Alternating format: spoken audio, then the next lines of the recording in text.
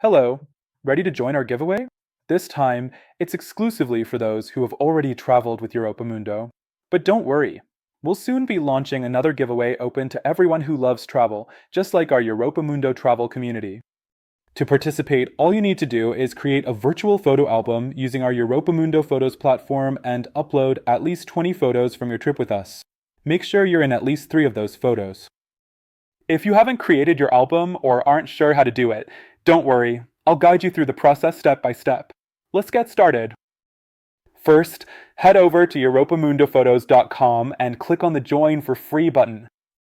You'll be taken to the registration form. Fill in all the required fields with your personal information.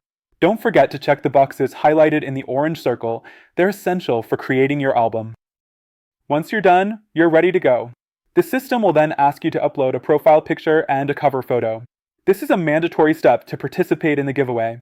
To upload them, just click on the camera icon and the circle as shown in the instructions. Now it's time to upload your trip photos. Remember, you'll need to submit at least 20 photos to qualify. Start by selecting the country where your photos were taken.